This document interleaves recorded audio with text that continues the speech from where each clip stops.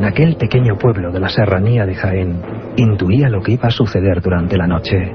Ocurrió el 23 de agosto de 1971. Hacía calor, y en una casa de pastores, en la parte alta de Belmez de la Moraleda, comenzaba la pesadilla. Un rostro surgido de la nada, en lo más profundo del viejo fogón de la cocina, miraba fijamente a María Gómez Cámara. Era una cara tosca, oscura, de trazos gruesos, como si hubiese sido dibujada por un niño.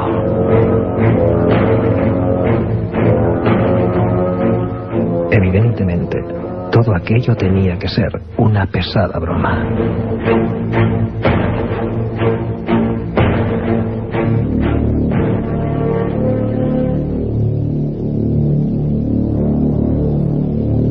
Buenas noches, 9:09, Milenio 3, con todos ustedes en un programa especial. Y en un programa especial en todos los sentidos. Lo que hoy vamos a mostrarles, lo que vamos a mostraros, es una investigación periodística que dura ya 10 años, ni más ni menos. Una investigación periodística con documentos que nunca antes se han emitido en ningún otro lugar. Una investigación, en definitiva, sobre probablemente el misterio más grande, más extraño, más inquietante que ha ocurrido para muchos en toda Europa.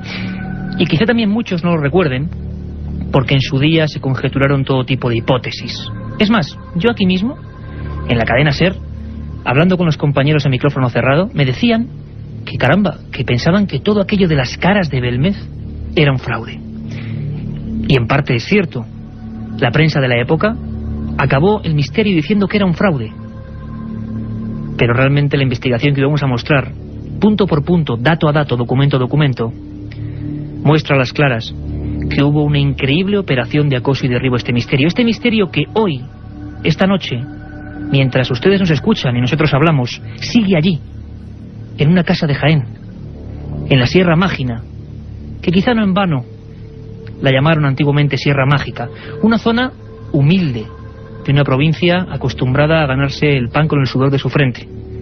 Allí hace 30 años, justo hace 30 años, pasó algo asombroso, algo que ni la ciencia, ni los notarios, ni los jueces, ni los investigadores a día de hoy ha logrado resolver. Milenio 3, como siempre, todo este equipo, Katia Rocha, Carmen Porter, Carlos Barroso, y hoy además excepcionalmente dirigidos por Jorge Martínez, Javier Rodríguez, a los mandos de esta nave de misterio y de periodismo, no vamos a posicionarnos. Ustedes deben ser los que saquen conclusiones. Lo que sí les digo es que prepárense para 2 horas de puro y duro misterio.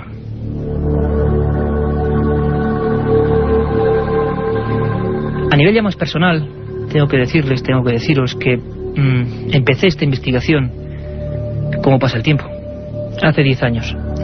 Y lo hice con un compañero, con un colega, al que me unen muchos afectos profesionales y personales, y realmente con el que vivimos todo tipo de aventuras. No nos podíamos creer lo que nuestras viejas grabadoras iban sacando. Y tengo que decirles también, y pedirles disculpas, aunque suena un poco mal al empezar un programa de radio de esta influencia en la cadena SER a estas horas, que nos perdonen si en algunos de los cortes sonoros no hay esa calidad mínima imprescindible para emitir en la cadena SER. Pero esto tiene un sentido, es que fueron hechos en el lugar, fueron realizados paso a paso, con los protagonistas, con confesiones que desde luego no estaban realizadas para ningún estudio, pero tienen la fuerza increíble del documento real. Solo puedo decirles que vamos a escuchar a notarios que por vez primera en el mundo probablemente precintaron un fenómeno paranormal. Vamos a escuchar a alcaldes extorsionados por miembros muy concretos del antiguo régimen. Vamos a tener documentos de cómo todo un organigrama, todo un gobierno intentó parar un misterio porque no se conocía. Lorenzo Fernández, es subdirector de la revista Enigmas, es ese compañero que hoy nos acompaña en la penumbra del estudio 1 de la cadena SER. Todo es quietud, todo es oscuridad, y la verdad es que le viene de perlas al tema de hoy. Lorenzo comenzó conmigo, él había visto las caras de Belmez mucho antes que yo, y me engatusó de alguna forma, hace tanto tiempo, para empezar esta historia. Lorenzo, bienvenido a Milenio 3. Bienvenido, Iker, buenas noches. No nos podíamos imaginar lo que íbamos descubriendo poco a poco, ¿verdad? Dato a dato y sobre todo entrevista a entrevista. Pues la verdad es que sí, porque verdaderamente cuando uno empieza a investigar el fenómeno de Belmez, y más aún a comienzos de la década de los 90, casi se podría decir que este suceso estaba ya muerto, informativamente hablando.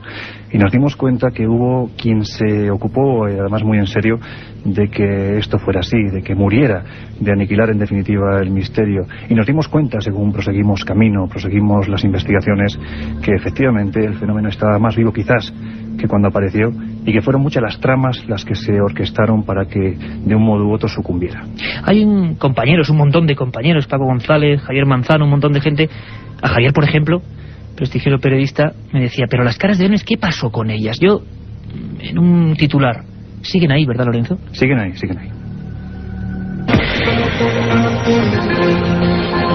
La otra realidad. Milenio 3.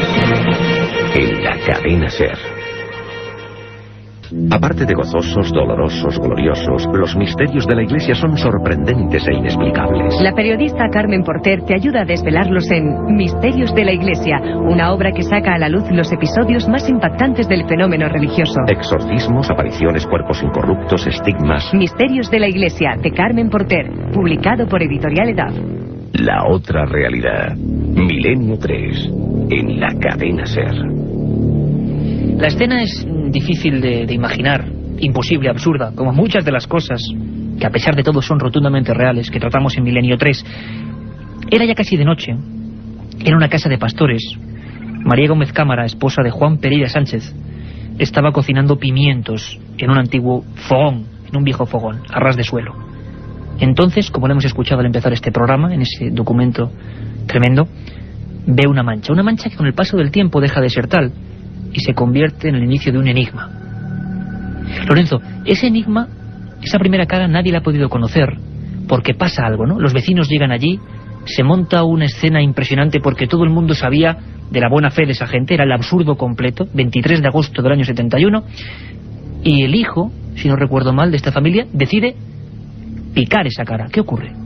Pues esa noche del 23 de agosto de 1971, cuando España aún se veía en blanco y negro y estos pueblos serranos de la Andalucía profunda disfrutaban únicamente de lo que eran las festividades que llegaban cada año, y en este caso también se estaba conmemorando en aquella fecha la festividad del Santo Señor de la Vida, el patrón del pueblo. En esta casa, como bien has comentado, surge un auténtico imposible, un absurdo, porque en ese suelo de cemento aparece un rostro. Ese rostro, evidentemente, en un primer instante, María Gómez Cámara piensa que puede tratarse de algún tipo de elemento que ha salido, el óleo, el aceite, que ha salido de la sartén y que ha figurado esa extraña mancha a modo de cara. Sin embargo, se da cuenta que conforme intenta borrarla, que conforme intenta limpiarla, aquello permanece allí. Empieza a asustarse, y yo creo que la escena tuvo que ser absolutamente dantesca, de ver cómo esta mujer, ya tarde de noche, sale a la calle y empieza pues casi entre gritos y aspavientos a llamar la atención de sus vecinos, porque hay un fantasma de piedra que se ha aposentado en el cemento de su viejo fogón. Inmediatamente el revuelo es instantáneo, poco menos que la casa de María Gómez Cámara se está manifestando los espíritus, decían por aquel entonces.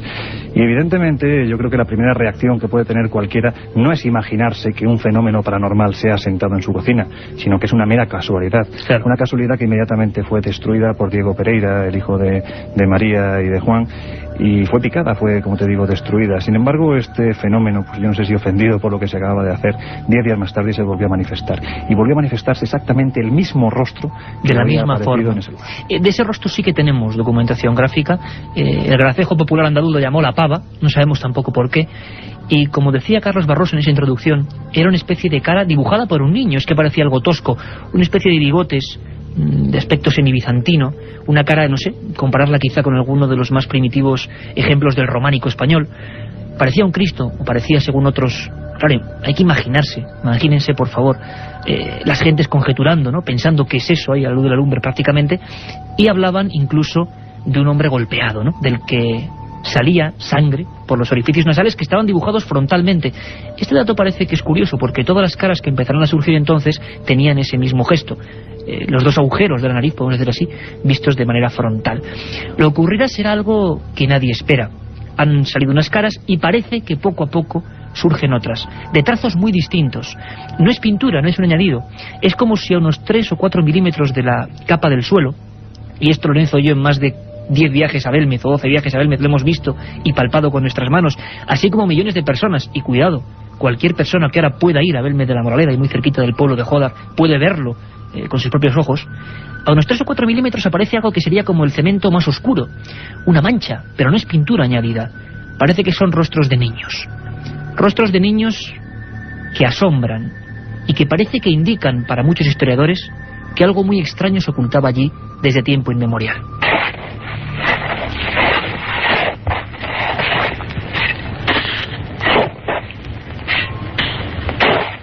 La pala del albañil Sebastián Fuentes León se hundió en el suelo de la cocina. Lo hizo justo en el punto donde estaban surgiendo los primeros rostros.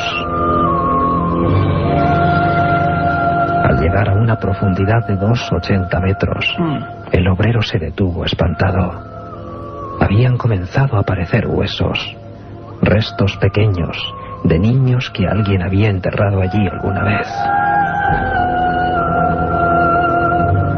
El alcalde de Belmez de la Moraleda y la Guardia Civil suspendieron la excavación. Allí no había ni restos de pintura ni cualquier otro material que pudiese provocar el extraño efecto en la superficie de cemento.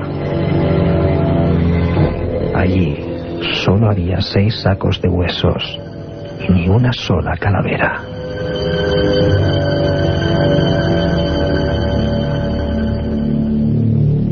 Tibias, omóplatos, ni una sola calavera, era cierto. Era un hallazgo incomprensible. Nos contaban los propios albañiles de Belmez que entre ellos hacían suertes para ver quién bajaba ese hueco.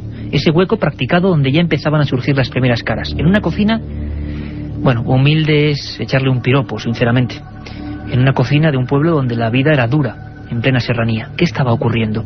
Se hizo esa excavación, primero por orden del ayuntamiento, pensando que podía ser algo de lo nuclear, según algunos informes, pero allí no había nada, solo huesos. Se empieza una investigación que iremos complementando sobre el pasado concreto de esa vivienda. Al parecer, desde el tiempo de los árabes había sido uno tras otro, hasta la época de los cristianos, primero una mezquita del siglo X, posteriormente en 1554 una antigua iglesia, y como siempre ocurría antes, los camposantos estaban anexos a la iglesia. Por lo tanto, tampoco era extraño que debajo de esa casa de pastores hubiera huesos. ¿Pero por qué de niños? El padre, José María Pilón, es una de las primeras personas que investiga. Hablamos de los años 70, una época también mágica para estos asuntos. Y se centra, vamos a escucharlo muy rápidamente, en uno de los aspectos, no de las caras, sino de esa mujer. De esa mujer ya anciana, que de alguna forma parecía que tenía un hilo casi consanguíneo con sus propias caras, con sus teleplastias, como decían los expertos de la época. María, quizá nos esté escuchando, aposentada en su sillón, anciana pero firme, simplemente ha sido la testigo principal de toda esta historia.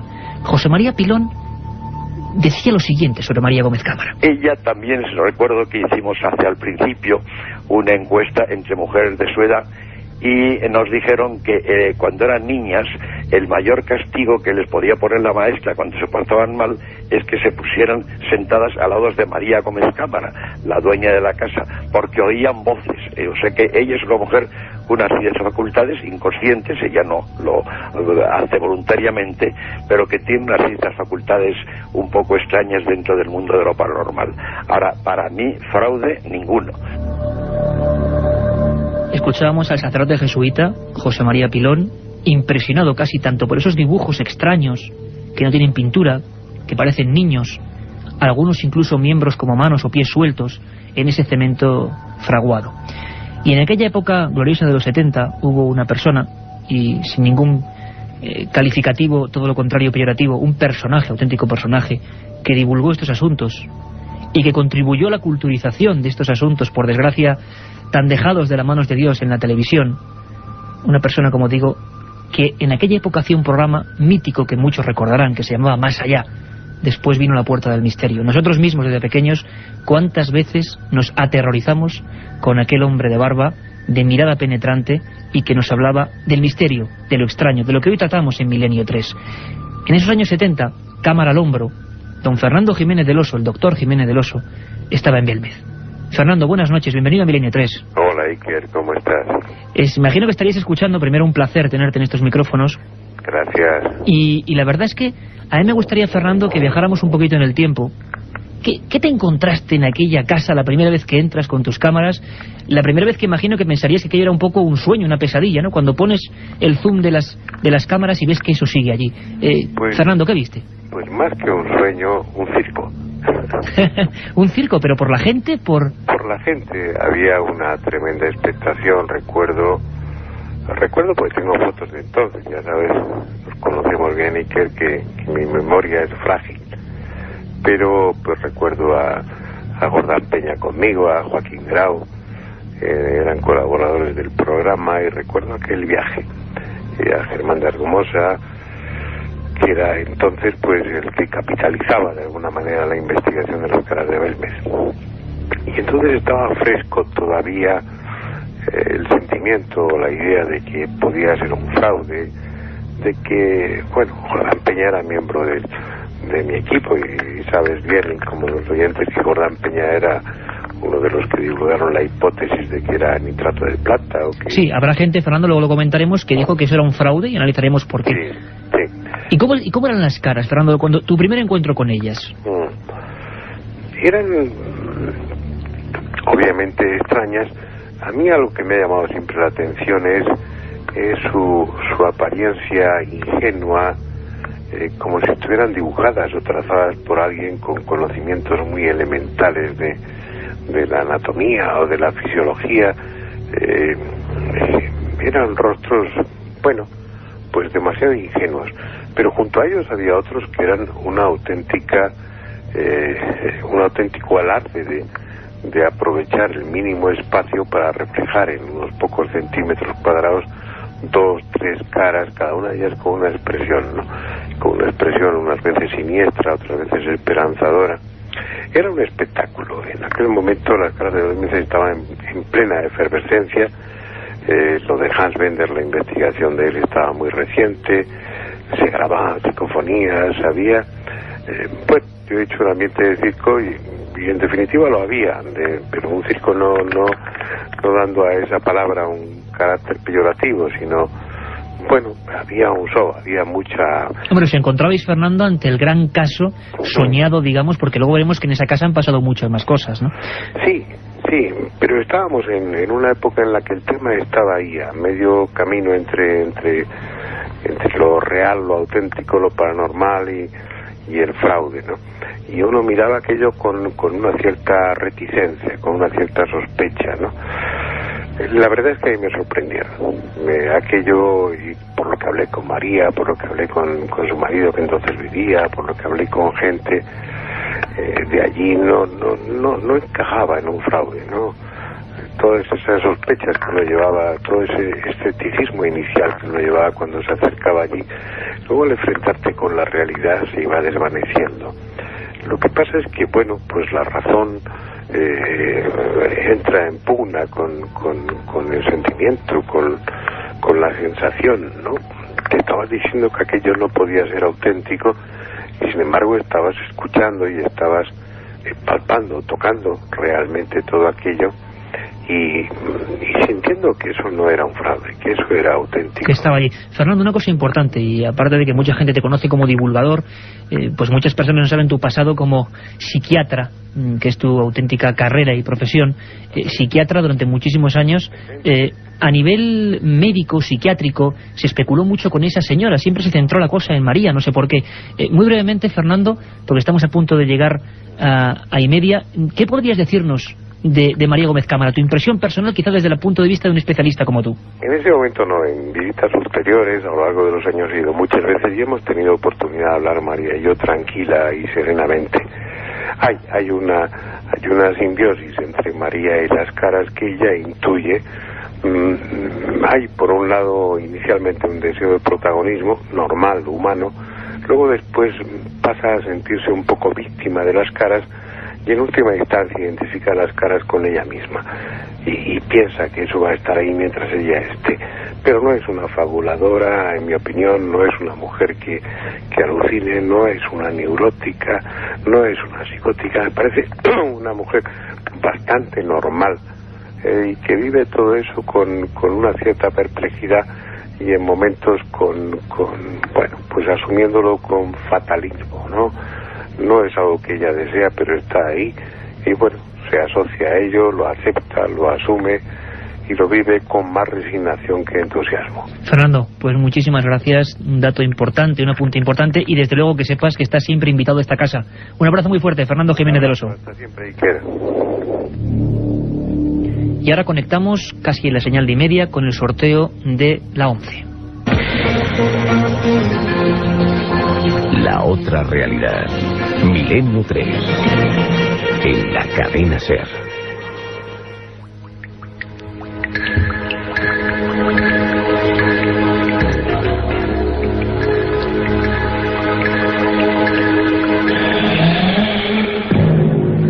Germán de Argumosa y Valdés viajó desde la Universidad Autónoma de Madrid hasta Belmez, enviado por el Ministerio de la Gobernación. Su misión: descubrir el fraude. El veterano profesor, seguidor de las corrientes científicas que en el norte de Europa investigaban el campo de la psicofonía, decidió probar suerte en aquel lugar tan asombroso.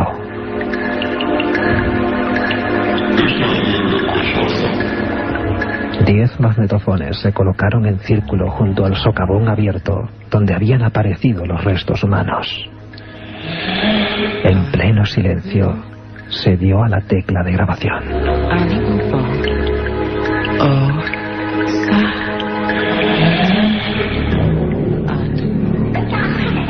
Belmez de la Moraleda, ya estamos en el año 72 y la escena sería la siguiente. Luego lo comprobaremos: notarios, investigadores, la Guardia Civil, Policía Judicial. Precisamente la Brigada de Investigación Criminal había estado 7 días encerrado con las caras de Belmez. Había incluso temor por parte de María Gómez Cámara y de su esposo Juan Pereira a que fueran encarcelados por causantes de esa molesta broma que ya ocupaba las portadas de todos los periódicos de España. Y esto es importante: ningún fenómeno paranormal extraño, ningún suceso insólito, estoy seguro que tendrá la misma fuerza mediática que ocurrió con las caras de Belmez. Portadas todos los días. El diario Pueblo le dedicó 23 portadas, si no recuerdo mal, al asunto de Belmez. Pero la escena, como decíamos, sería la siguiente: un socavón del que están saliendo huesos, unas personas que no saben a qué carta quedarse, y un profesor de la Universidad Autónoma, don Germán de Argumosa y Valdés, que llega allí. Era una persona, como hemos dicho en la introducción, que tenía ya un conocimiento de que en Europa muchos médicos, psiquiatras, investigadores, profesores de universidad estaban adentrándose en el extraño mundo de la psicofonía, del que hemos hablado ya en Milenio 3. Germán de Argumosa, un tipo peculiar, Lorenzo, llega allí. ¿Qué es lo que ocurre? Pues Germán de Argumosa fue comisionado por el gobernador civil de Jaén, don José Ruiz de Gordoa. Es decir, es la primera y la única persona que oficialmente acude a Belmez a investigar el fenómeno. Además, yo creo que cuando José Ruiz de Gordoa decidió llamar al célebre parapsicólogo, tenía una intención muy clara. Si él, puesto que ya tenía un prestigio en cuanto a estos temas y era bastante conocido no solo en España, sino también fuera de España, decía que aquello era un fraude, evidentemente el fenómeno pues acababa inmediatamente. Porque Lorenzo quiere decir que lo molesto era que llevábamos ya un montón de tiempo investigando. La Guardia Civil, eso lo descubrimos tú y yo mucho tiempo después, puso esto un dispositivo de viejas cámaras, de estas cámaras de cine antiguo, para vigilar la casa, y que de momento es que no había pintura. O sea, es decir, estamos en un momento en que es molesto para las autoridades ese fenómeno que congrega ya también a un montón de gente en Belmez, ¿no? Estamos hablando de que los números de la Guardia Civil se apostan justo en la vivienda de enfrente de la casa número 5 del actual Calle Real, para vigilar quién entra allí cada día. Lo que buscaban era precisamente intentar encontrar una persona en concreto que accediera a este hogar, no solo una vez en un año, sino una vez cada semana o 2 veces a la semana, porque ahí podían intentar dilucidar si se trataba de una persona que directamente estaba pintando las caras. Sin embargo, esto, a pesar de que estuvieron casi 6 meses apostados en este lugar, pues no llegaron a descubrirlo jamás. Y sin embargo, Germán de Argumosa llegó a esta localidad, a Belmez de la Moraleda, intentando dilucidar el fraude. Y sin embargo, tú y yo siempre lo hemos dicho, Iker, casi que armó el taco, ¿no? Fue recibido en plan bienvenido Mr. Marshall, porque era el parapsicólogo, aquel que iba a saber qué era lo que ocurría en la casa de María y de Juan Pereira.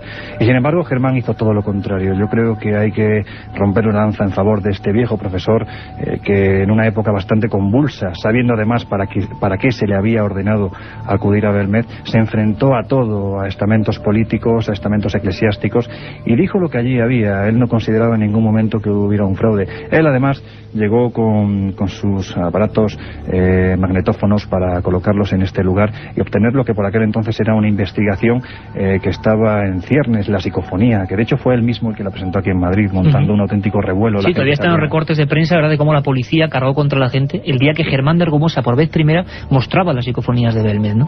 Y allí fue Germán, grabó psicofonías verdaderamente impactantes. De hecho, para no quedarse en algo subjetivo, también acudió a un buen amigo suyo, don José de Solas, que era catedrático de Humanidades, sí, señor. Efectivamente, el catedrático de Humanidades, y además acudió con una docena de estudiantes de la Universidad Autónoma, y todos y cada uno de ellos colocaron sobre ese suelo de cemento, sobre el que ya había varias caras, colocaron los aparatos grabadores. La sorpresa fue rotunda en el momento en el que se dispusieron a escuchar qué contenidos habían quedado registrados en estas grabadoras. Y había voces que, bueno, pues tú bien lo sabes, Iker, las veces que hemos ido a hablar con Germán de Argumosa, él nos ha dicho que son posiblemente las voces más terroríficas, terribles, dramáticas, que jamás ha captado en la Casa de las Caras y, por supuesto, en su larga trayectoria de investigación. Claro, además es que en aquel momento Diario Pueblo, ya ABC, hablaban por vez primera de voces extrañas que se cebaban en un solo inmueble de 2 plantas, absolutamente pequeño. Pero no solo eso, Germán de Argumosa, y esto la opinión pública nunca lo supo, y les aseguro que luego va a haber documentos rotundos con estas personas hablando de viva voz, pero había un notario ya allí, había un notario que acudió en absoluto secreto. La opinión pública nunca supo qué demonios ocurrió cuando esa casa se precintó notarialmente. Germán de Argumosa descubrió las voces en Belmez, en aquel momento en que había incluso caras saliendo fuera del socavón y todavía sin cerrar ese hueco de 2,80 con los huesos de niños. Germán vivió cosas como estas. Se precintó la habitación ante el notario y vino el profesor Rende con un equipo de la televisión alemana que filmó el momento del precintado. Al mes se levantó el precinto, también con el profesor Rende, con el notario. Había nuevas formaciones. Antes del precintado de la habitación, delante de 2 periodistas, Pedro Sagrario y Rafael Alcalá del diario Jaén, se definió en 10 minutos un rostro con rasgos diabólicos. Y lo que le asombró a Bender y otros parapsicólogos es que algunos de estos rostros tienen elementos bivalentes, incluso trivalentes. Por ejemplo, la boca de un rostro es boca también de otro rostro invertido. La boca de un rostro es también rostro o boca de otro rostro invertido. Es decir, había un gran lienzo, una especie de mapa donde ese fenómeno, sea lo que fuere, estaba modificando las partes oscuras del cemento y generando caras que no eran casuales, que cualquiera podemos ver en fotografías como se han publicado más de una vez. Estaban allí. Germán de Argumosa quedó muy impresionado y, como ha comentado Lorenzo, con don José de Solas colocó sus magnetófones. Empezaron a surgir voces escalofriantes. Uno de los testigos, testigo de excepción, que luego en esta historia, en esta investigación periodística que hoy desvelamos en directo, era Antonio Casado, hoy popular y prestigioso comentarista político. En aquel momento un reportero de Diario Pueblo, aquel diario ya fenecido, que tenía una nómina increíble de bravos reporteros, hay que decirlo, y al César lo que es del César. Y Antonio Casado, así como Leo, Semprún, tantos otros reporteros de ese diario rotativo de Madrid, estaban allí. Estaban allí para saber qué ocurría. Algo está pasando. Salía ese titular en todos los kioscos de España. Y después de estas voces que empiezan a surgir, que luego escucharemos algunas de ellas, hay un titular que hace historia en el periodismo. Hubo 4 ediciones del periódico Pueblo aquel día, febrero del año 72. Las caras hablan. Claro, no es que las caras hablasen directamente, pero por vez primera, profesores universitarios sacaban voces en torno a ese fenómeno concentrado, como hemos dicho, en ese lugar tan extraño. Antonio Casado estaba allí. Antonio Casado tenía muchas dudas. Al final fue uno de los que mató el misterio, obligado a decir que todo era un fraude. Obligado, quédense con esta palabra. En aquel momento, en plena noche, en esa casa de pastores, silencio total, y Antonio Casado escuchaba cosas como estas. Gritos. No, eran gritos chiquitos, muy agudos. Pero he trabajado mucho tiempo en radio y sé cómo entran los sonidos en una cinta magnetofónica. Y difícilmente aquella voz se pudo meter sin que la hubiéramos oído nosotros en la cinta. Es decir, que no se produjo, que la hubiéramos oído. Que no creo yo que una cinta magnetofónica vaya con la intensidad que salía, porque se podía haberte dicho, no era una cosa así de fondo que se oía como muy... Era clarísima y muy alta. Clarísima y muy alta, voces de niños, algo que otros reporteros de pueblo y otras personas que allí investigaban descubrieron por sus propias fuerzas o mecánicas o técnicas. La constante, Lorenzo, eran niños llorando. Efectivamente, estamos hablando de que eran voces de niños. De hecho, hay una frase que a mí se me quedó marcada en una de las primeras visitas que hicimos a la casa de María, y fue ella misma, ¿no?, recordando el momento en el que se obtuvieron estas psicofonías, esas voces dantescas de niños que parecían pues quejarse de algo les pasaba. Y ella misma, en un alarde de ingenuidad, recuerdo que me dijo, pero ¿por qué gritaban esos niños? Totalmente espantada. Verdaderamente debían de ser unas voces que ponían los pelos de punta. Evidentemente, Lorenzo, voces que por vez primera en España se estaban obteniendo. Hay que decir que la psicofonía, un día, allá por verano, tratamos en Milenio 3 este tema. Nunca son voces tremendamente y clarísimamente audibles, son voces como en un segundo plano, voces extrañas. En Belmez pasaba esto, y en Belmez hubo investigadores que en los años 90 y en este ya siglo XXI están investigando con medios digitales para poder saber si con todos los precintados posibles las voces siguen entrando. Evidentemente siguen obteniéndose voces extrañas, parafonías, psicofonías, lo que ustedes quieran, quizá no con la intensidad de antes. Escuchemos un momento a Germán de Argumosa para que veamos o nos hagamos una idea del tipo de voces que se estaban obteniendo allí ante profesores de universidad en los años 70. El infierno empieza aquí, exactamente, eso es lo que se había grabado. También una voz femenina respondió, es que yo sigo enterrada. Pero no solo fueron estas las grabaciones paranormales, hubo otras que hacían referencia a antiguos habitantes de la casa, a un tal Kiko, que allí vivió con su mujer, los dos muy borrachos.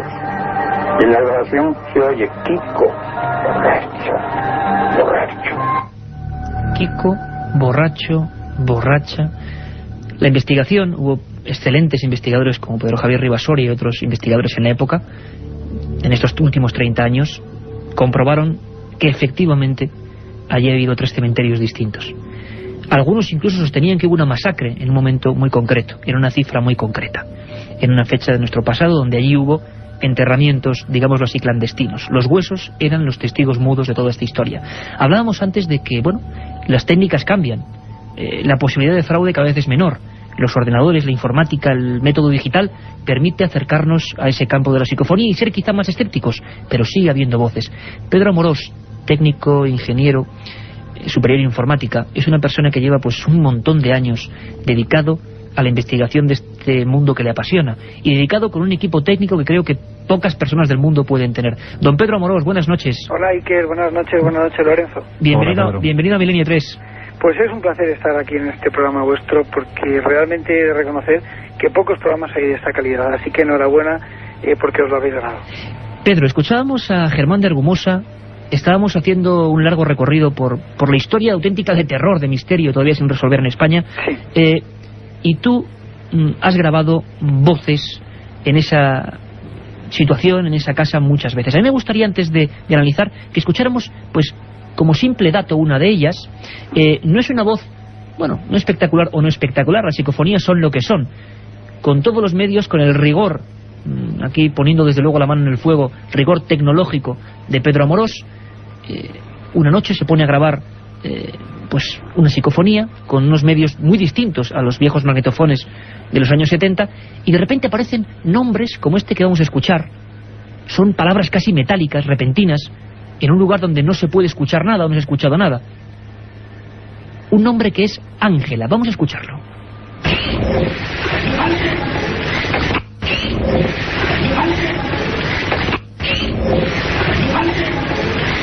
Una voz metálica, Ángela, en un sistema absolutamente precintado. Pedro Amorós, ¿qué puede ser esto? ¿Cuándo ocurrió esto?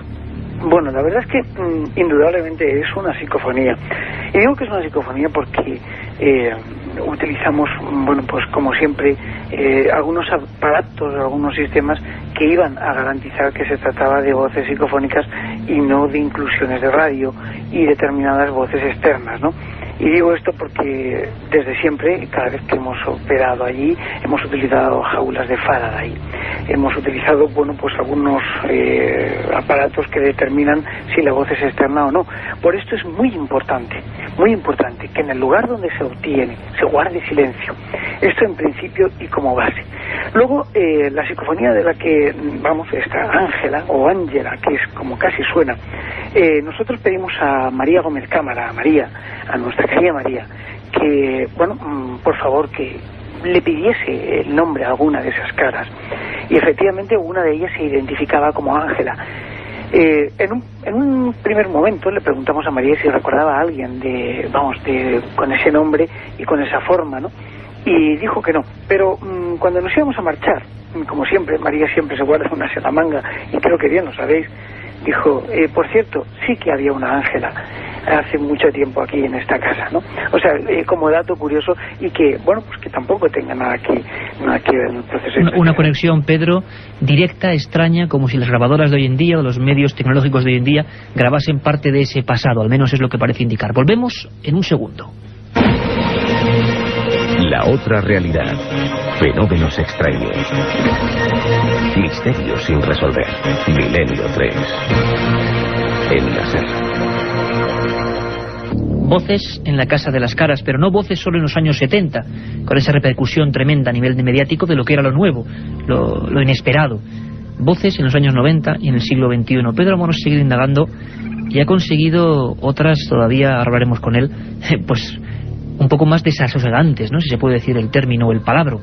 La verdad es que una voz surja ahí donde es todo silencio, todas las medidas de precintado perfectas, donde no se escucha nada, en plena madrugada, y en Belmez don Pedro Amorós ponga el minidisc, la grabadora, la cinta digital, y de repente una voz masculina que sale de la nada, en ese lugar tan concreto, le diga algo así como matar a él, pues la verdad es que debe ser un poco duro. Vamos a escuchar esa voz. Matar a él. Matar a él. Matar a él.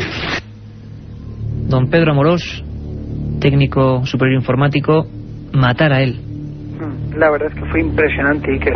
Fue impresionante porque además cuando tuvimos la grabación nos quedamos todos de piedra, incluso la propia María, por la profundidad de la voz, por la fuerza y además por la presencia. Sabemos que las psicofonías casi siempre se obtienen en un segundo plano, como bien apuntadas, casi siempre se obtienen en el ruido de fondo de las grabaciones, pero nos impresionó sobre todo de una manera especial esta grabación, porque está hecha en primera persona, parece que está ahí, parece que, bueno, pues que se muestra allí con nosotros. Habíamos varios miembros de la Sociedad Española de Investigaciones Parapsicológicas y, bueno, allí, bueno, pues se demostraba algo raro, ¿no? Nos quedamos todos helados cuando escuchamos esta voz, matar a él. ¿Y a quién iban a matar? La pregunta era obvia, ¿quién era, ¿no?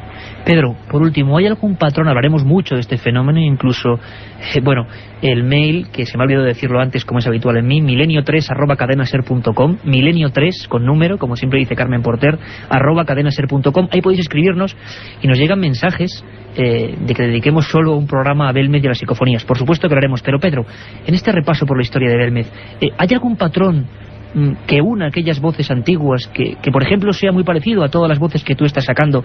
¿Hay algo que sugieren esas voces? ¿Tienen algún tipo común? ¿Tienen algún tipo de tono específico? ¿Son diferentes a los otros lugares? Bueno, yo he observado en todos estos años de investigación, desde prácticamente los años 90, que las voces han ido cambiando.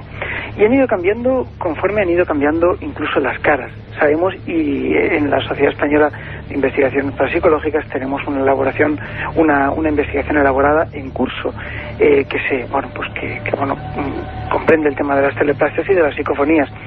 Y en todos estos años de investigación ha habido cambios. Ha habido cambios en las caras y ha habido cambios en las voces. Cambios en las voces también. Las voces psicofónicas yo las he notado más fuertes.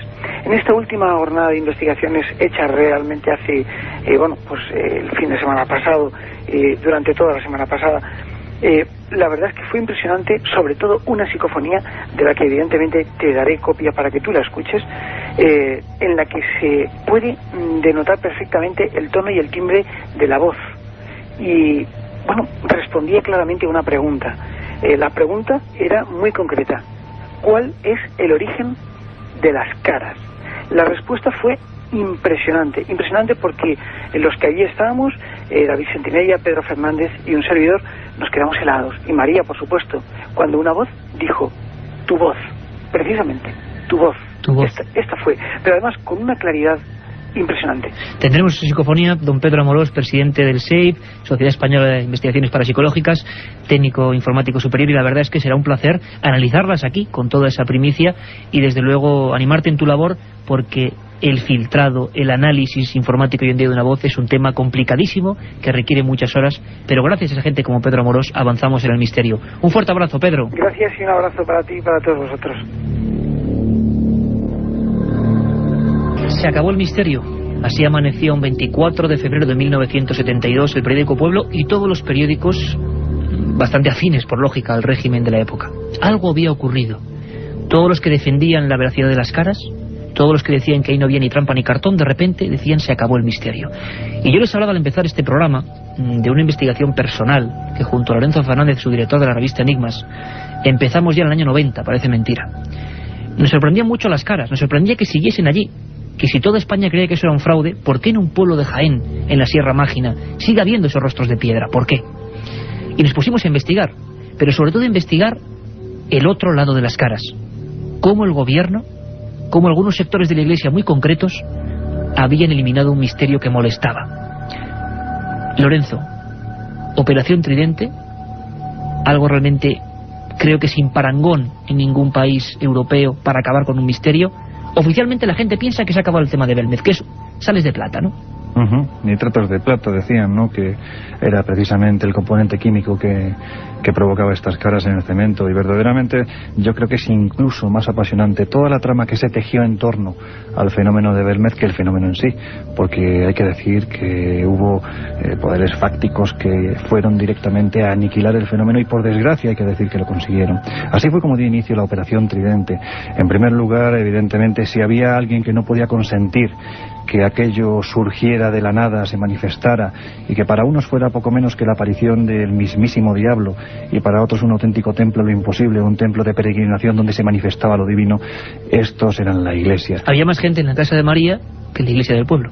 Es que los fines de semana, yo creo que es un dato importante decir que cada fin de semana por este pueblo de 2.700 habitantes pasaban casi 15.000 personas para ver aquello. Y están los documentos de la prensa de 15.000 personas ayer en Belmez, con una rotura del orden público total. Rotura del orden público, de la monotonía diaria, ¿no? de estas gentes de campo. Y lo que es importante es que los primeros que pusieron este intento de acoso y derribo fue la Iglesia. La Iglesia no podía permitir que aquello sucediera.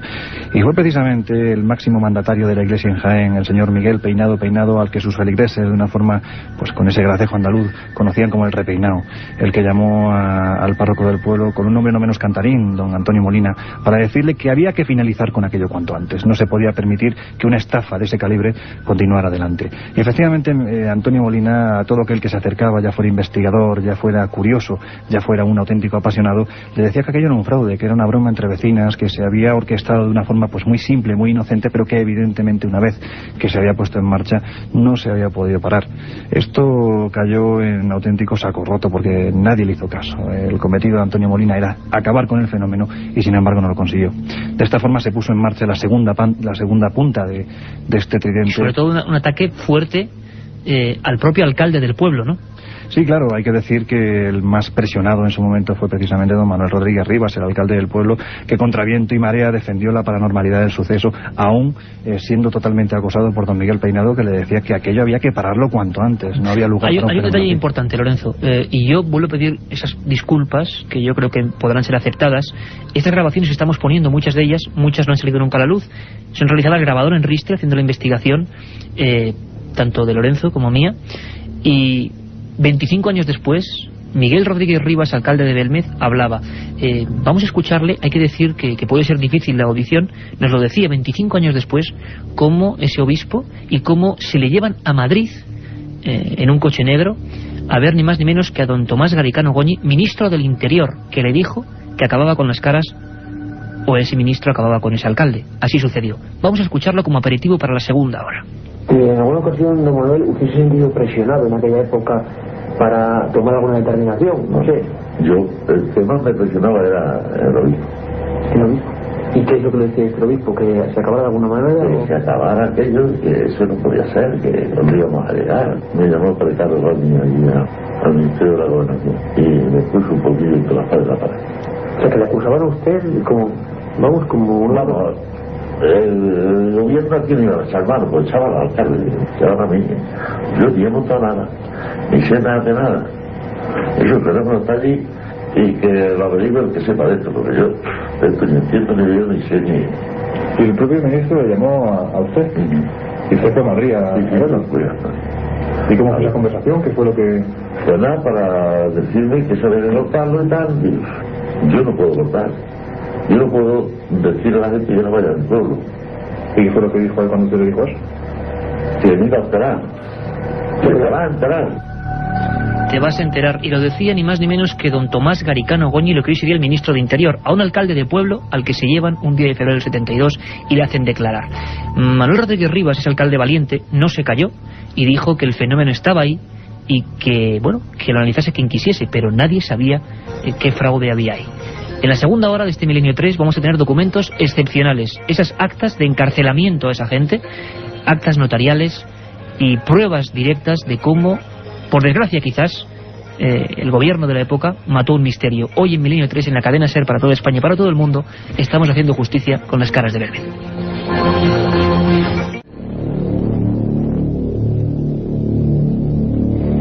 Milenio 3, programa especial sobre las caras de Belmez. Unos rostros surgidos el 23 de agosto del año 71. Unas efigies, unas caras, unas faces que sorprenden, primero, como es lógico, a los habitantes de esa pequeña casa, la número 5 de la antigua calle Rodríguez Acosta, de calle Real de Belmez de la Moraleda, en Jaén, y que posteriormente serán un reto para la ciencia, para la investigación e incluso, por qué no decirlo, para las fuerzas de seguridad del Estado. Voces extrañas, huesos debajo del suelo, caras y rostros que parecen pintados por niños o por infantes que de repente dejan ahí su garabato de una tremenda expresividad. En definitiva, un misterio que nadie comprende, que nadie controla, un misterio que es, como hemos dicho, un desafío a la lógica. Y en Belmez empezó a gestarse lo que se llamó Operación Tridente, una maniobra de acoso y derribo única en la historia, y en ella nos vamos a centrar con documentos exclusivos. Un alcalde extorsionado, obligado a marchar a Madrid, donde le dicen que se juega el puesto si no hace un comunicado general diciendo que eso es un fraude. Lo decía don Tomás Garicano Goñi. Pero hablamos de más cosas. Hablamos de documentos que, vistos con la óptica democrática de hoy, ponen los pelos de punta. Al mismo tiempo que los diarios se alejaban de Belmez, casi como si aquello fuera una peste, conscientes los periodistas de que no se había podido resolver qué demonios eran aquellas caras absurdas, aquellas voces, aquellos huesos, aquel pasado misterioso. Mientras, como digo, esta gente abandona Belmez, mientras los periódicos dicen se acabó el misterio y dicen que, bueno, que todo ha sido un burdo fraude hecho con sales de plata que, alumbrado por la luz del sol, generaban dibujos ennegrecidos. Claro, la gente piensa en aquel momento, caramba, ¿y esto no lo supo la Brigada de Investigación Criminal que estuvo una semana encerrado allí? Bueno, la opinión pública se quedó con lo que le decían. Eran tiempos de ordeno y mando, desde luego.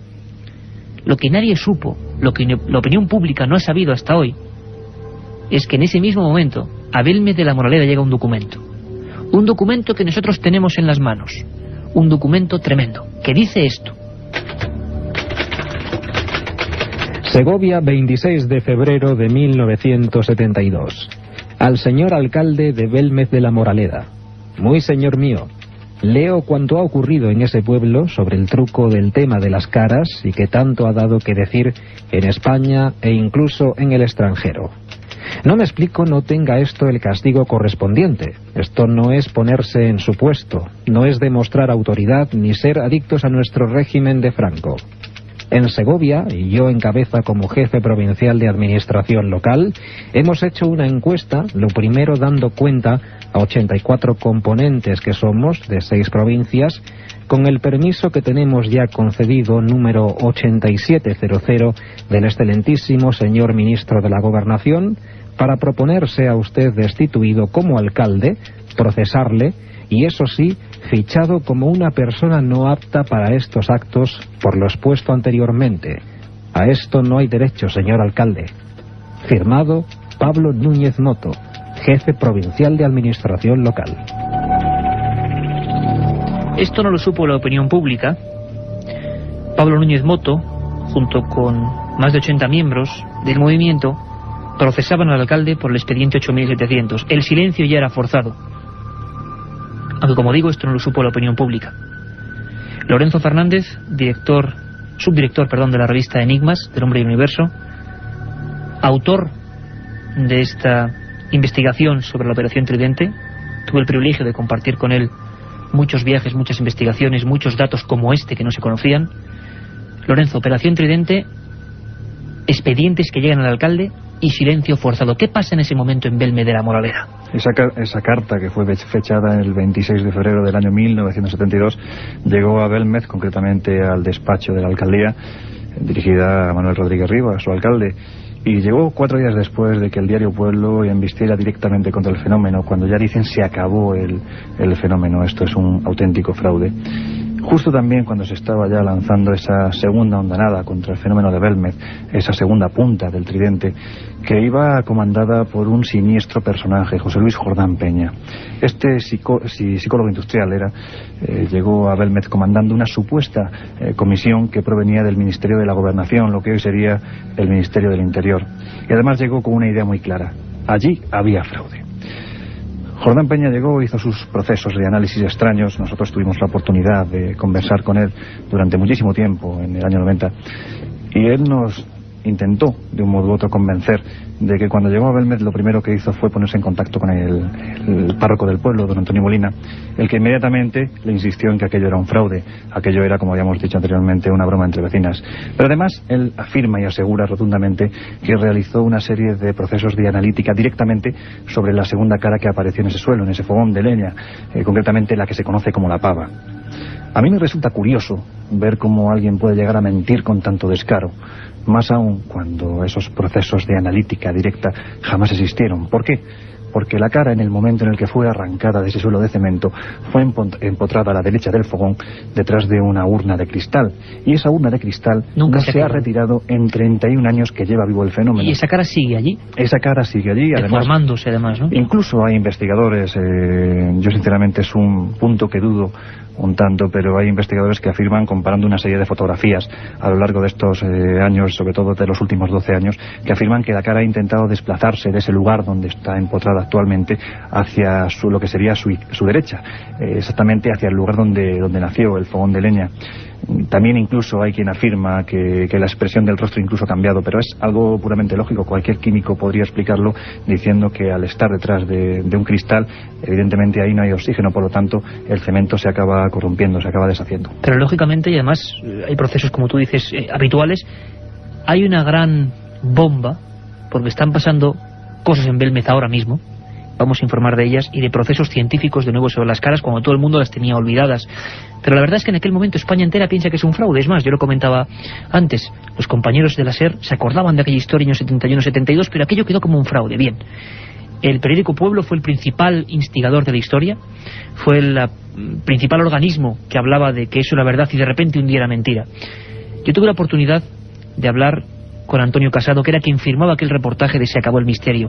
Y hay una fotografía que yo guardo con cierto cariño, tremenda, que es él mirando su reportaje, un reportaje que hizo creer a toda España, que fue reproducido por agencias y demás, que todo era un fraude. Pues bien, ante las pruebas que luego vamos a ir soltando aquí, en este programa de Milenio 3 especial, que yo le puse sobre la mesa, con mis dudas, Antonio Casado tuvo que comentarme la verdad, la otra verdad que no había salido a nivel popular, y es que todo partía de una orden que venía del director de aquel periódico, Emilio Romero, a su vez aconsejado por el ministro de Gobernación, que a su vez era aconsejado directamente por el jefe del Estado. Es más, tenemos documentos de que la esposa Carmen Polo de Franco, estuvo en Belmez investigando para ver si esas caras tenían algo que ver con santos, tenían algo que ver con el apartaje del mundo mariano. Evidentemente lo que había en Belmez no eran santos, eran niños, eran piernas, eran brazos, eran rostros de un mundo violento y dramático que además, y luego hablaremos de ello, Lorenzo, parece que muchos decían que tenía, pues bueno, un hilo conductor con el pasado de allí, que incluso muchos decían que pudo ser en el siglo XIX un prostíbulo. Bueno, Antonio Casado, cara a cara, me hizo esta confesión, punto por punto, cómo se le obligó, entre comillas, a mentir. Se decide pararlo, y lo decide pues quien puede hacerlo. Y vino una orden de arriba, del ministro de la Gobernación, en su caso sería, y tampoco quiero dramatizar, muchas veces no haría falta de órdenes, ¿no? Es decir, una simple sugerencia, una llamada telefónica, el director del periódico diciendo esto hay que pararlo, que esto se va a complicar y tal, y el otro día, pues sí, pues tiene razón. Pues nada, un día me llama Emilio Romero a su despacho y me dice, oye Antonio, esto informativamente está muy bien y periodísticamente hemos dado un pelotazo, pero hay que pararlo porque es que se ha convertido ya en un problema de orden público y a ver cómo lo hacemos, ¿no? Y entonces yo le dije, pues hombre, yo tengo explicaciones o argumentación para lo uno y para lo otro, para defender que ha sido un fraude y para defender que ha sido un fenómeno inexplicable, parapsicológico o sobrenatural. Al decidir eso y optar por lo tanto por la explicación de que aquello era un fraude, yo lo que hice fue sacar todas las pruebas que teníamos del fenómeno químico que se producía allí sobre la cocina de las caras de Belmez. La otra realidad. Milenio 3. En la cadena SER. La otra realidad. Milenio 3. En la cadena SER. En silencio, escondidas en los cajones de un archivo provincial, las actas notariales 00462 y 00467 demostraban, quizá por vez primera en el mundo, la existencia de un fenómeno paranormal que desafía todas las leyes de la lógica. El notario Antonio Palacios fue el designado para aislar la cocina del misterio. Con procedimiento meticuloso, se sellaron con plomo las puertas, se cubrió el suelo con recuadros de plástico y se organizó un dispositivo de vigilancia especial de 3 meses. Allí, sometidos por vez primera a riguroso control científico, quedaban los dramáticos rostros de Belmez. La opinión pública nunca supo cuál fue el resultado de la prueba.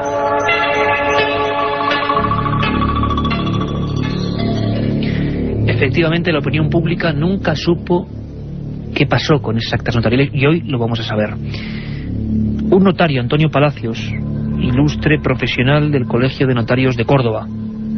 Una fecha, en julio del año 72, todo el mundo pensando que es un absoluto fraude, y este hombre, a Lorenzo Fernández, nos explicará todas las medidas que tomó, bunkeriza aquella pequeña cocina. Es la prueba definitiva, la que nadie supo, de la que nunca se escribió ni contó nada.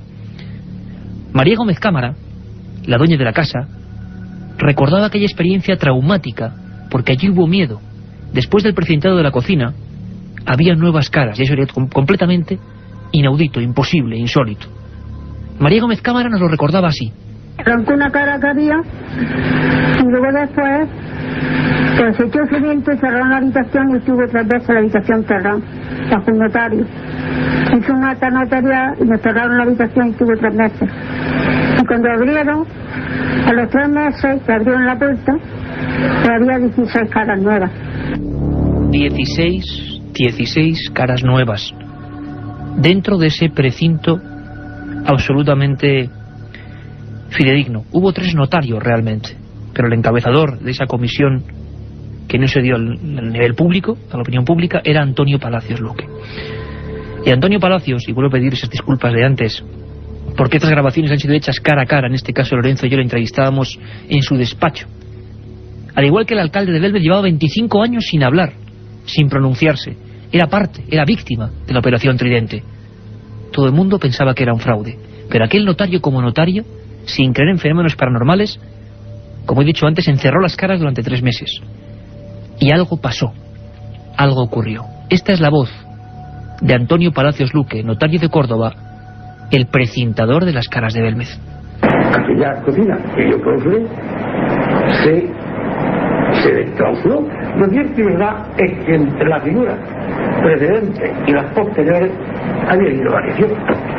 Y en la segunda cocina empezaron a salir caras. Pero vamos, pero caras significativas. Pero lo cierto y verdad es que yo no conozco una técnica de pintura que pueda originar la figura que yo parecía. Señores, a mí me parece que ahí no hubo manipulación.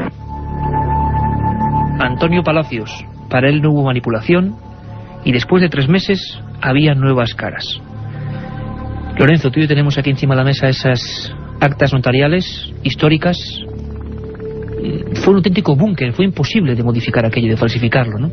Salvo que María fuera capaz de traspasar las paredes, pues no había forma humana de que aquello fuera modificado. De hecho, la habitación donde aparecen las caras, la pequeña cocina, para que los oyentes tengan una composición del lugar, es una habitación muy pequeña, son 2,80 metros por 2,50 aproximadamente, con un pequeño ventanuco que da a la calle y con 2 puertas que dan acceso desde el pasillo de entrada de la casa a la propia cocina. Y esto quedó totalmente bunkerizado. De hecho, con placas de metal incluso, ¿no? Sellado. Se colocaron placas de metal tanto en el ventanuco que daba a la calle como a las puertas que daban al pasillo. Incluso también se colocó una tira de papel fixo y unas arandelas que se utilizan en este tipo de protocolos para que aquello quedara totalmente cerrado. Incluso se puso lacre en la puerta con una serie de dígitos que únicamente el notario conocía, de tal forma que si aquello se abría, los lacres se rompían. Incluso el suelo de la cocina fue dividido en 38 recuadros fotografiados meticulosamente uno por uno por el fotógrafo del pueblo, don Miguel Rodríguez Montávez. De hecho, esta prueba, pues lo que se pretendía con ella era ver mediante las fotografías una por una si una vez que se levantaba el precinto las caras habían variado, y efectivamente una vez que se levantó el precinto las caras eran diferentes. De hecho, como bien dice María Gómez Cámara, la dueña de la casa, en este lugar había 16 caras nuevas que anteriormente no existían. Bueno, ¿y por qué no se hizo público eso jamás? Estábamos en plena vorágine de la Operación Trident. Eran unas actas notariales que tú y yo las recuperamos después de 25 años, pero que estaban en un cajón completamente selladas, ¿no? Yo recuerdo, y además fue uno de los puntos que me hizo mucha gracia, cuando uno revisa las crónicas periodísticas de la época, se encuentra con titulares tan curiosos como ¿por qué no se precintó la habitación? Desde luego el periodista que escribió esto era una auténtica lumbrera, porque efectivamente se precintó, y además se precintó, vuelvo a repetir, con unos procedimientos, con unos protocolos que anteriormente no se habían utilizado en ningún sitio, porque en ningún sitio aparecían las caras que aparecían en Belmez. Tenemos un acta notarial, quizá por primera vez en el mundo, que demuestra que unas caras, sin ser modificadas, sin que en 3 meses nadie entre en el interior de esa cocina, han generado nueva vida, se han reproducido, han variado. Las fotografías del acta notarial son impresionantes, porque vemos las modificaciones, e incluso, si por ejemplo hablábamos antes del sacerdote jesuita, el padre José María Pilón, si observamos las fotos de la primera época, con los análisis realizados ahora mismo por el CSIC, ni más ni menos, nuestro máximo organismo científico, vemos que las caras han variado. Producto de la humedad, producto de cualquier otro efecto natural que no comprendemos, quién sabe. Lo cierto es que es terrible, pero 20 años después, 20 años pensando que todo es un fraude, con esa familia absolutamente abrumada, incluso por insultos, amenazas, a punto de ir a la cárcel en una ocasión por el proceso que se realizó contra el alcalde. Bueno, todo este pueblo, digamos, un poco acongojado por lo que había ocurrido, da la imagen de que son unos fraudulentos. Nadie sabe bien cómo lo han hecho. Han engañado a toda España durante meses, pero el silencio es total sobre ese pueblo de Jaén. En el año 95 y 94 y 97, el CSIC, el Departamento de Cerámica y Vidrio, realiza nuevos análisis sobre las caras y descubren lo que ya algunos intuíamos. No hay sales de plata, no hay ningún añadido y no hay pintura. Aquella teoría de las sales de plata realizada por unos periodistas obligados de cierta forma a mentir no era la verdad. El padre José María Pilón nos recuerda esos análisis que fueron solicitados por él al CSIC. Ellos fueron quienes trocearon las caras, algunas de ellas, y la demostración es que no había ningún tipo de fraude. Le escuchamos. Nuestro equipo, el equipo que yo tengo de investigación de estos fenómenos, que lo formamos 7 personas, en cual hay algunos químicos, físicos, etcétera, hemos hecho toda clase de análisis. No hay absolutamente ninguna sustancia, no hay sales de plata, ni elementos que se han dicho por ahí que había, y únicamente hay los elementos normales que está constituido el cemento y los adobes que forman el suelo, y para mí es quizá, como decía Fassbender, el fenómeno paranormal más importante de Europa de los últimos tiempos. El fenómeno paranormal que sigue vivo. Hay un detalle importante: Diario Pueblo ya no existe, el antiguo régimen ya no existe. Quizá la iglesia tan ortodoxa de aquella época, tan abrumada con este misterio, tampoco existe, y las caras siguen ahí.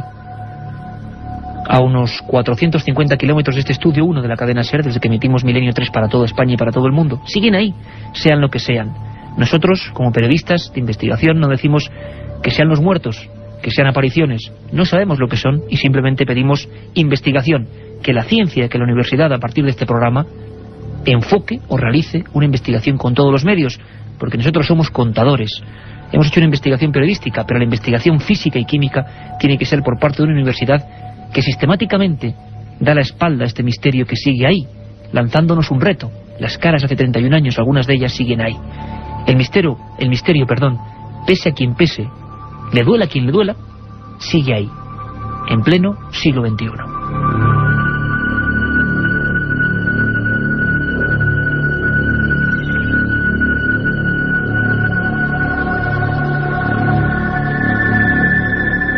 Para todas vuestras dudas, una de las principales era sin duda las caras de Belmez, y estamos poniendo toda la carne en el asador para que escuchéis documentos nunca antes emitidos. Pero es que encima queda una cosa más. Belmez sigue, lo hemos dicho, María sigue con sus caras, sean lo que sean, y la verdad es que ha habido sorpresas este mismo fin de semana. Parece increíble, pero así ha sido. La ciencia, de alguna forma, los experimentos científicos sobre las caras se están efectuando ahora. Y el primer lugar donde esto va a ser conocido es Milenio 3. Pedro Fernández es un investigador de la Sociedad Española de Investigaciones Parapsicológicas, que junto a Pedro Amorós está haciendo un experimento con el permiso de los habitantes, de la única habitante de esa casa de 2 plantas, María Gómez Cámara, para analizar, digamos, la vida de esas caras que siguen ahí. Parece mentira, pero precisamente fue la revista Enigmas la que hace unos meses hablaba de nuevos rostros en Belmez, quizá después de 10 años o 14 años sin apenas actividad, cada vez iban a peor. Algo ha pasado ahora mismo en Belmez de la Moraleda. Pedro Fernández, buenas noches, bienvenido a Milenio 3. Hola, buenas noches Iker, y buenas noches a Lorenzo y a todo el equipo, que hacéis un trabajo fantástico. Gracias, Pedro. Ahora mismo la pelota en tu tejado. Me decías a micrófono cerrado algo que me puso a mí personalmente los vellos de punta. Este es un experimento y hay nuevas caras en Belmez de la Moraleda. Exactamente, y así lo pudimos constatar, no solo en esta última investigación, sino que además dimos la primicia en el mes de abril, donde empezó la tabla de experimentos que estamos realizando y que todavía nos queda mucho por confirmar y por contrastar, y realmente sí, están apareciendo nuevos rostros, nuevas formaciones, y el siglo XX ha sido testigo de uno de los fenómenos más importantes en todo el mundo, y el siglo XXI ha comenzado con la reaparición de nuevos rostros en la casa de María Gómez Cámara. Pedro, hay un experimento que contaremos brevemente, porque de verdad que nos centraremos, si nos lo permitís, una noche en ello. Creo que es impresionante que se siga indagando y que el misterio siga desafiándonos de esta forma. Ha habido unas placas de cemento fraguado allí. Hay un experimento que quiero que nos cuentes, aunque sea brevemente y para que todo el mundo lo comprenda. Y en ese cemento, sobre el que científicamente se está investigando ahora, están apareciendo cosas. Sí, así es. Nosotros teníamos, Iker, como objetivo, de alguna forma, llevarnos suelo de Belmez para seguir contrastando lo que ahí aparece, ¿no?, de forma lo más científica posible. Y desde luego no íbamos a permitirnos el lujo de hacer lo que otros investigadores han hecho, y es arrancar suelo de la casa de María. Para ello, y con la ayuda de un gran experto y un gran conocedor de toda esta temática, como es Pedro Amorós, decidimos crear unas planchas de 60 por 60 para ponerlas sobre el suelo de María, ¿no?, en lo que es el foco real de aparición, el foco más fuerte. Y con eso lo que intentábamos contrastar era muchas cosas, entre otras la formación de nuevos rostros, y otra cosa muy interesante, y es la intencionalidad, la inteligencia que se mueve tras la formación de las caras. Por ello ideamos esas planchas de 60 por 60, y luego hicimos también unas pequeñas placas de aproximadamente unos 10-15 centímetros de diámetro para comprobar que realmente podría pasar lo que pasó, y es que se que han formado caras grandes en las placas grandes y caras pequeñas en las planchas pequeñas. Tremendo. Tanto, ¿Cómo son esas caras, Pedro? Claro, Porque me estás dejando un poco enmudecido ahora mismo, pues imagino que a muchos cientos de miles de personas que pensaban que esto ya no existía, ¿no? Claro. Es cierto que desde hace muchos años pues nadie de alguna forma pues apostaba que el fenómeno podría volver a reproducirse, y desde luego que la primera sorpresa ha sido para nosotros mismos. Los rostros que están empezando a aparecer nos recuerdan mucho al rostro de la pava. ¿Por qué digo esto? Pues porque lo que más se está reproduciendo... Una cara redonda, para que la gente que no lo sepa, una cara redonda con bigotes y ojos muy expresivos. Exactamente, se están reproduciendo sobre todo ojos perfectamente delineados. Es impresionante ver cómo en un ojo se puede distinguir perfectamente lo que es el blanco del ojo, de la retina y, por supuesto, incluso, Iker, el brillo del iris. Yo creo que esto es un dato más que representativo y, desde luego, pues está ahí. Está ocurriendo ahora mismo. Está ocurriendo y de hecho, yo ayer regresaba del laboratorio de Alicante de realizar el último seguimiento que le hemos hecho a las placas, porque ahora mismo tenemos que decir que tenemos todo el esquema de trabajo montado en los laboratorios de Alicante, porque fue extraído de allí, y ahora diré en qué condiciones, pero el seguimiento ha sido exhaustivo y en un periodo de 5 días se han generado caras fuera de la casa de María Gómez Cámara. No sé si esto es el producto de una especie de contaminación o de impregnación que nos hemos llevado de allí, pero lo cierto es que se están formando y ahí están. Y una cosa muy importante, Pedro, sí. Aproximadamente en abril, mayo, había habido una nueva jornada de caras distintas, había formas animalescas incluso. Exactamente. Pero hacía muchos años que las caras no revivían, ¿no? Es cierto. Nosotros pudimos constatar, pues la aparición de unos rasgos que, pues nos invitaban a pensar que eran caras perfectamente, visibles, ¿no?, para nosotros. Y lo que nos llamó mucho la atención fue la aparición de un animal que hoy, viendo allí en Belmez de la Moraleda cómo está, yo te puedo asegurar, Iker, que la delineación de ese animal que se ha creado justo a la entrada de la cuadra de María, al final del pasillo, está con una perfección y una potencia asombrosa. Está como el pelao en este momento. Yo creo que son imágenes en cuanto a delineación y a potencialidad muy, muy idénticas. Bueno, una noticia impresionante, Pedro. La abordaremos con profundidad porque nos has dejado un poco fríos incluso, porque significa que después de muchos años, como ocurrió en el año 74, como ocurrió en el año 80 y como ocurrió en el año 90, las caras de Belmez parece que por ciclos que no comprendemos vuelven a reclamar parte de la atención perdida, como decíamos antes. Ahora sí, con esas placas de cemento, estoy seguro que acudiréis a los centros científicos principales para saber ahí sí que ni ningún añadido ni nada, ni pintura ni nada, ¿no? Evidentemente, nosotros utilizamos, sí que, si me lo permites, una mezcla bien clarita de cemento y de tierra, y de arena, perdón, que nos llevamos precisamente, yo fui el encargado en este caso de llevarme la arena desde aquí de Cieza, en Murcia, y luego utilizamos también arena de Belmez para ver si la arena de Belmez y otra arena que no fuera de Belmez podría alterar los resultados conseguidos. Y he de decir una cosa, comenzó la primera formación en una de las placas donde precisamente habíamos utilizado arena de Belmez, pero es que a día de hoy hay caras en todas las planchas, a excepción de 2 pequeñas. Tremendo. Pedro Fernández, de la Sociedad Española de Investigaciones Parapsicológicas, durante muchos meses investigando de nuevo, como hacía ya 30 años, sobre el fenómeno físico. Contaremos todo eso en Milenio 3. Un abrazo, compañero, y muchas gracias. Igualmente, gracias, Iker. Lorenzo, no hay tiempo prácticamente para más. Una historia digna de terror, una historia tremenda. Aprovechamos para decir además que tú mañana sacas un libro, Poltergeist, una incómoda realidad, Ediciones Nautilus, y que, está siempre metido en estos berenjenales extraños, pero ningún caso como este, ¿verdad? No, desde luego que no. En el libro lo que he intentado es hacer lo que hemos hecho esta noche, ¿no? Un repaso por todo lo que ha sido la historia de Belmez, desde que apareció ese 23 de agosto del año 71 hasta el día de hoy, con los últimos análisis científicos que se han hecho precisamente en enero de este mismo año, el 2002. Y además gracias también a la cooperación de gente como Pedro Fernández, Pedro Amorós, que, ellos, hacen la labor de laboratorio y nosotros hacemos la labor informativa y también también los oyentes podrán encontrar estas fotografías, estas nuevas imágenes en el número que viene, que saldrá la semana que viene, de la revista Enigmas. Una cosa importante, Lorenzo, Belmez sigue plantando cara, nunca mejor dicho, ¿no? Le pese a quien le pese, Iker, Belmez continúa plantando cara, hoy, en el siglo XXI. Bueno, estaremos atentos. Milenio 3, el primer lugar donde habéis tenido la información de investigaciones actuales ahora mismo a nivel científico que se están produciendo. A mí me gustaría despedirme en el asunto de Belmez, porque tenemos muchísimas más, vorágine de noticias que vienen de todas las partes del mundo con corresponsales de Milenio 3, pero me gustaría despedirme con una voz, con una frase. Es María Gómez Cámara. Esto lo grabamos hace 7 años. Ella estaba asustada. Su marido falleció, está sola en su casa, en esa casa que sigue igual que en el año 71, y a veces nos decía, a Lorenzo y a mí, que miraba las caras y volvía a sentir cierto miedo, ¿no? ¿Por qué a ella? Nadie ha sabido resolver el enigma de esa pequeña casa de un pueblo de Jaén.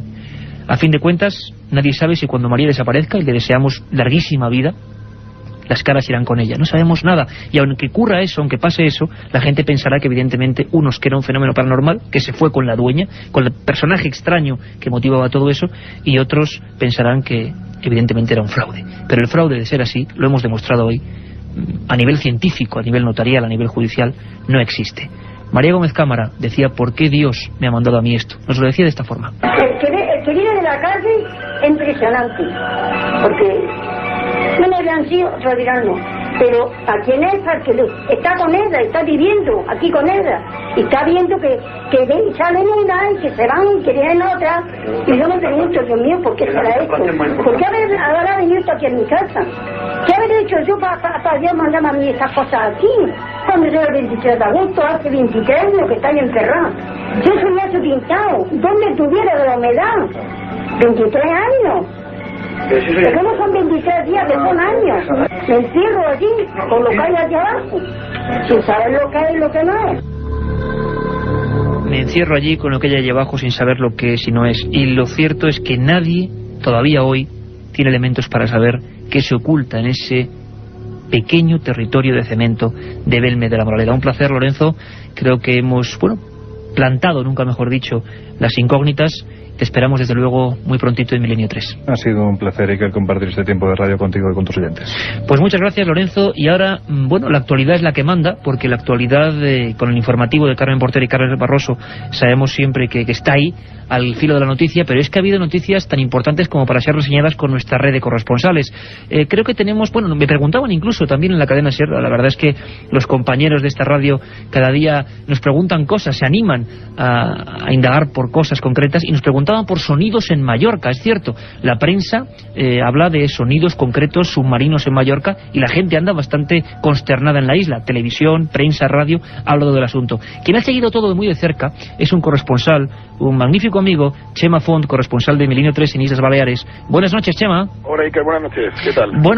Misteriosos sonidos en Mallorca, misteriosos sonidos que parece que están sembrando todo tipo de hipótesis. ¿Qué está pasando? ¿Qué pasa ahora mismo? Efectivamente, ahora mismo parece ser que están parados. Desde principios de agosto nos han vuelto a oír. Sí es cierto que se han estado oyendo todo el mes de julio, y lo más curioso es que llevan repitiéndose desde el año 79, tal y como nos han informado los verdaderos profesionales, que son los submarinistas que están por la zona, ¿verdad? ¿Qué tipo de sonidos, Chema, se habla? Porque ha sido incluso portada del periódico Última Hora, si no recuerdo mal, de varios medios de comunicación, y que buzos, submarinistas, marinos están preocupados, y se han dado hipótesis hasta, de que sean fenómenos extraños. Pero es que es una zona muy...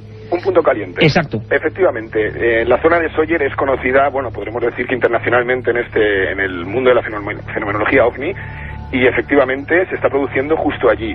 De todos modos, los verdaderos profesionales son los primeros en quizás descartar un poco hasta poder demostrar por otros medios cuál puede ser el verdadero origen, y efectivamente se han barajado varias posibilidades, desde prospecciones petrolíferas en Tarragona, que han quedado descartadas por el mismo Repsol YPF, y sobre todo porque en Tarragona no se oyen.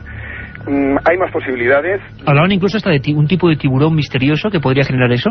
Sí, pero lo han barajado como tiburón misterioso cuando no lo es. Es decir, es el conocido aquí en Mallorca como tiburón durmiente. Es un tiburón que bueno, puede tener fácilmente 4 metros de largo, pero simplemente es un tiburón que está a 200 metros de profundidad y come gamba. Pero es que ha estado siempre aquí. Es decir, el pescador de altura lo conoce de siempre. Lo pescan a 12 millas de la costa. Por lo tanto, también cabría descartarlo directamente, ¿no? Quedan varias posibilidades.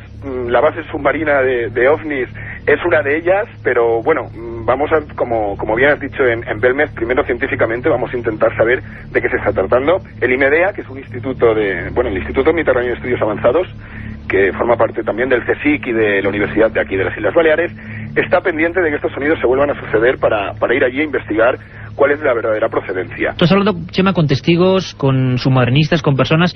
¿Y cómo describían esos sonidos? ¿Era un pitido, una especie? Es que tampoco nos lo imaginamos muy bien, pero bueno, debajo del agua. Efectivamente, este sonido, que como os he comentado empezó hace 23 años, la última vez, este último verano, se ha producido una variación en el sonido, es decir, pues las primeras veces se oía como un sonido metálico, con una cadencia de entre unos 10-12 segundos, como una masa dando una fragua en una herrería, para entendernos un poco, y actualmente el sonido, según me comentan, es más seco, y vendría a ser como el agua cuando hace el vacío dentro de una cueva, para entendernos una ola.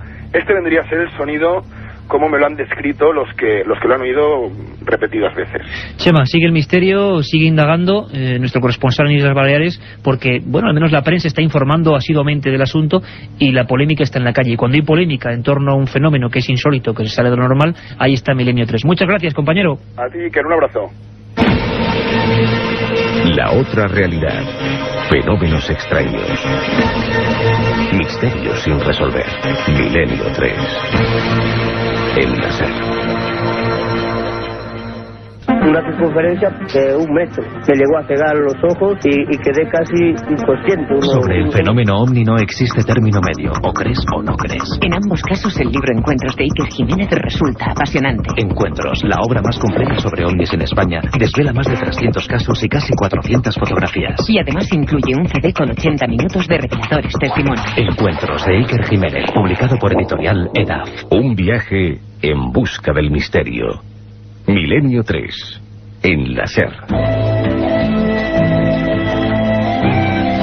La verdad es que las noticias, al margen de nuestro informativo, se suceden por todas partes. En Valencia han pasado cosas que tienen atemorizada la opinión pública, y ya desde hace un tiempo el tema de las sectas satánicas, por las que también nos preguntáis, es un tema que a mí me desagrada bastante, la verdad, pero siempre hay un corresponsal, en este caso Francisco Contreras Gil, nuestro hombre en Levante, que está siguiendo todas las noticias, porque ha habido nuevos ritos bastante tremendos y que, bueno, como hemos dicho, tienen aterazada a la población y la tienen bastante preocupada. Francisco Contreras, buenas noches. Buenas noches, Iker. Buenas noches a todos los oyentes de Milenio 3 desde la capital de Turria, Valencia. ¿Qué está pasando? ¿Qué ha ocurrido en las últimas horas? Bueno, pues te cuento rápidamente con la sintonía de fondo. El pasado día 5 de octubre, el alcalde de la pedanía de Acor, Emilio Llorens, descubría lo que es posiblemente el último ritual de corte satánico que ha habido en la península.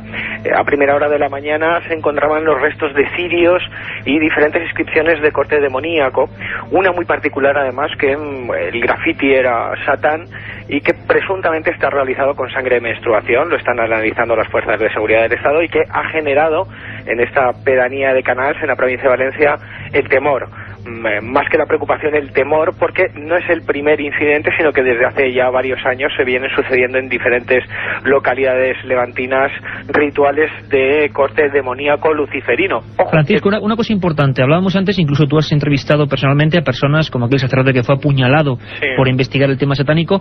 Se están concentrando mucho este tipo de inspecciones policiales y lo que se está encontrando, y hay un miedo en la población, hablábamos. Sí, sobre todo porque desde hace 5 o 6 años, más que miedo es preocupación o temor, ¿no? Es una especie de inseguridad, porque, bueno, cada uno puede creer en lo que quiera. Lo que pasa es que estos grupos, estas asociaciones religiosas de corte luciferino satánico se amparan en hechos delictivos o realizan actos delictivos, que es lo que buscan o lo que atemorizan a la población. Requena, Utiel, Loriguilla, Sagunto, Denia, Ojavea, Castellón, la misma capital, Valencia, han sido lugares donde se han realizado rituales y donde han sucedido casos verdaderamente espectaculares. Hablabas tú del caso de Priscilio Ruiz Picazo, ¿no? A finales de diciembre, en diciembre de 1999. Apuñalado por investigar estos hechos. Efectivamente, él es el encargado por el arzobispado de Valencia a investigar los nuevos movimientos religiosos, era apuñalado en la playa de Seraco, en su torreón que hay en la playa, en una emboscada cuando le citaban para asistir a un posible ritual de estos tipos. No es el único caso. En junio del 99, en Almásera, una localidad que hay en el extrarradio de la capital de Valencia, la joven Vanessa, vamos a dejarlo así en el anonimato, el nombre de la persona, era secuestrada por espacio de 2 horas y aparecía al cabo de esas 2 horas en la puerta de su casa, en el portal, completamente desnuda, con el tatuajes número extraños, de la ¿no? bestia grabado en su bajo vientre, el 666, y una cruz invertida entre sus pechos. Incluso me remontaría más atrás, Iker, un extraño suceso protagonizado en Viver en 1993, donde Pedro Manzano aparecía fallecido, aparecía muerto en extrañas circunstancias que parecían indicar que había sido producto de un brutal asesinato. Hablaremos de todos esos casos, Francisco, impresionante.